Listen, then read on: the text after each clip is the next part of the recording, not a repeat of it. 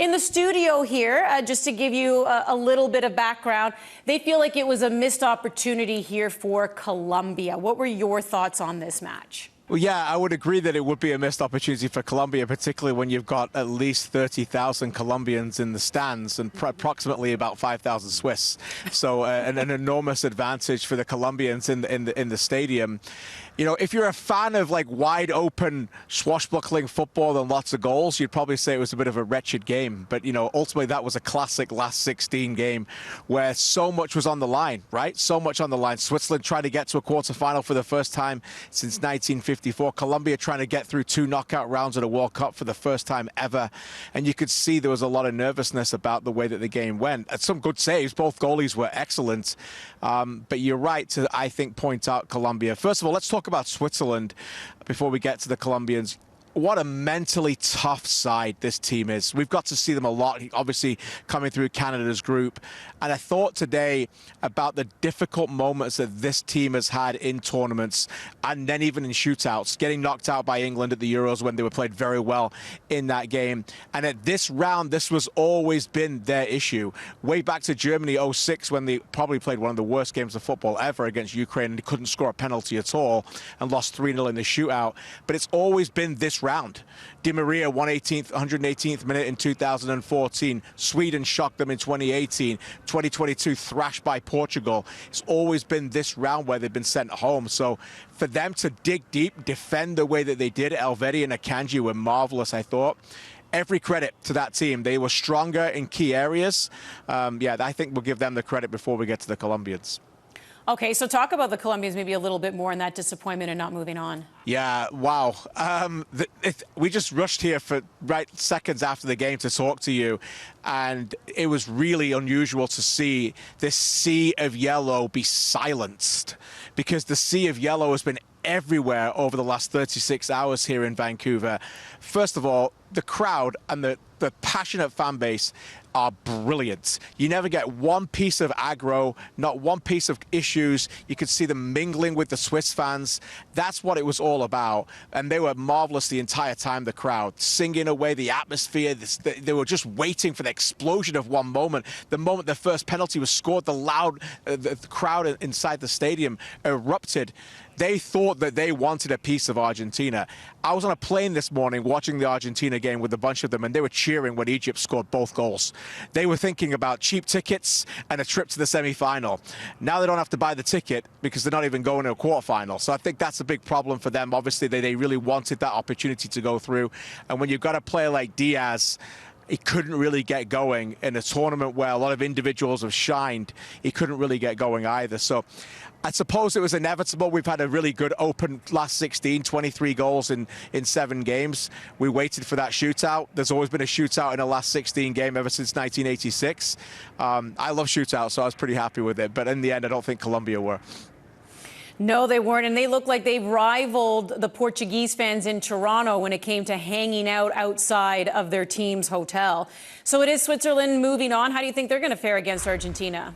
Well, they've got a little bit of revenge to go on the Di Maria 118th minute game in 2014. Speaking to some of the Swiss media afterwards, that came to mind right away for the Swiss.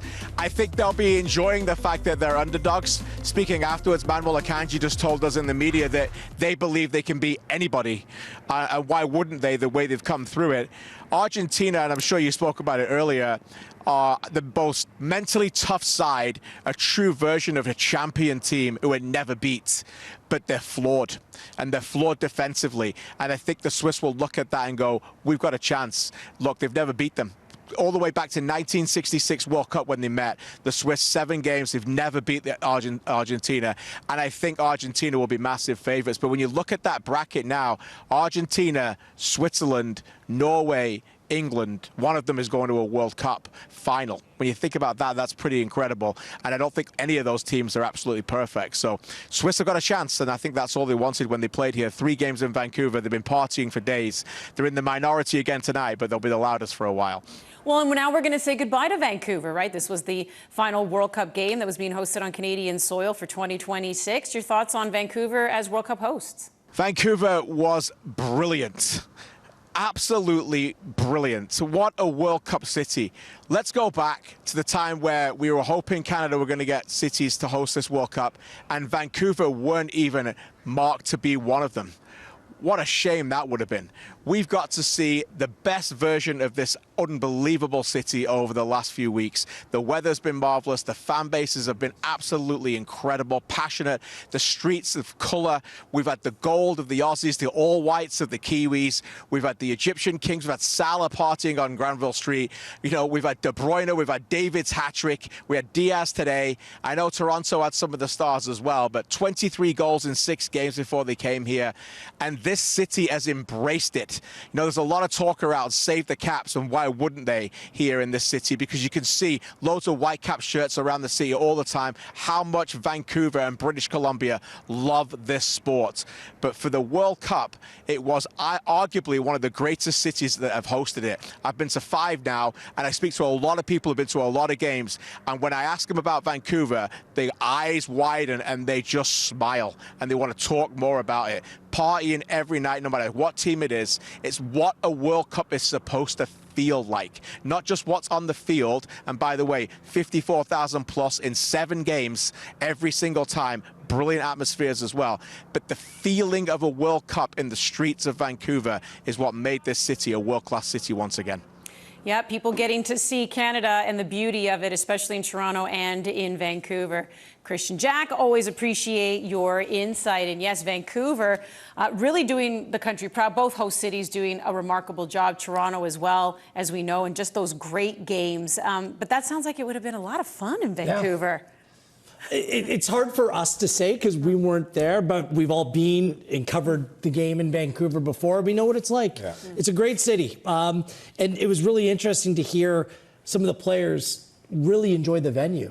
BC Place as well, and so that's something to monitor. Kevin De Bruyne preferred playing in BC Place to some of the NFL stadiums that, you know, just oversized stadiums. I mean, you've played there before, so you know what it's like to say that, talk about it more intimately. The only shame about this World Cup is that there hasn't been more games in Canada. Yeah. Whether it's Toronto or Vancouver, Montreal would have been a brilliant, would have been an incredible. Could you imagine this World Cup in Montreal? It would have been amazing. Yeah, even Edmonton shows up all the time, strength in numbers as well. So that's the only downside, is that we didn't get more for me. But Vancouver, Toronto, hopefully the show that we put on, and I'm talking about Canadians put on by hosting, hopefully that reverberates and just encourages more people to come to this great country and celebrate what we bring to the table. I agree, and it's always nice to get compliments from people around the world. And spectators, we've heard coaches saying how much they love playing in Toronto, other players saying how much they love playing in Vancouver. It's always nice to hear, isn't it? Because there's a lot of passionate people here in Canada that love this game, love this country.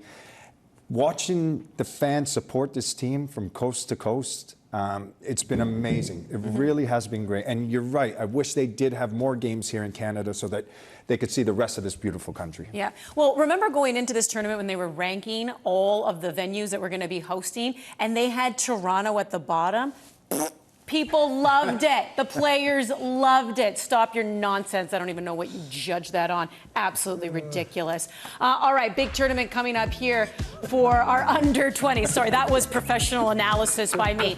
The CONCACAF Under 20 Championship, July 26th. They're going to get things started against Panama. It is worth noting this tournament, you win it, you qualify for the Olympics. Yes, and we just found out Jesse Marsh is going to be involved in this. I mean, the Canadians, this is something that they haven't. This is an under 23 tournament, as we know. The Olympics, women have a ton of success there. The men want to start having success at the Olympics as well, because that is the other massive global sporting event.